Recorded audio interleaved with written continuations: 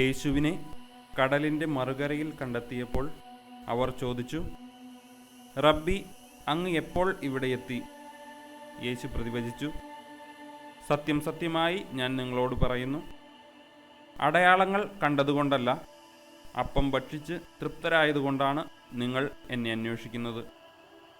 നശ്വരമായ അപ്പത്തിനു വേണ്ടി അധ്വാനിക്കാതെ മനുഷ്യപുത്രൻ തരുന്ന നിത്യജീവൻ്റെ അനശ്വരമായ അപ്പത്തിനു വേണ്ടി അധ്വാനിക്കുവിൻ. എന്തെന്നാൽ പിതാവായ ദൈവം അവൻ്റെ മേൽ അംഗീകാരമുദ്ര വച്ചിരിക്കുന്നു. അപ്പോൾ അവർ ചോദിച്ചു, ദൈവഹിതമനുസരിച്ച് പ്രവർത്തിക്കുന്നവരാകാൻ ഞങ്ങൾ എന്തു ചെയ്യണം?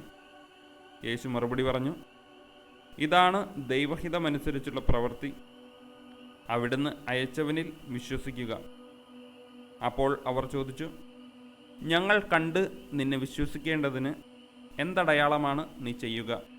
എന്താണ് നീ പ്രവർത്തിക്കുക?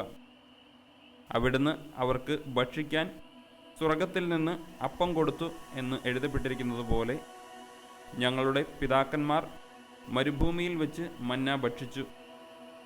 യേശു മറുപടി പറഞ്ഞു, സത്യം സത്യമായി ഞാൻ നിങ്ങളോട് പറയുന്നു, മോശയല്ല നിങ്ങൾക്ക് സ്വർഗത്തിൽ നിന്ന് അപ്പം തന്നത്.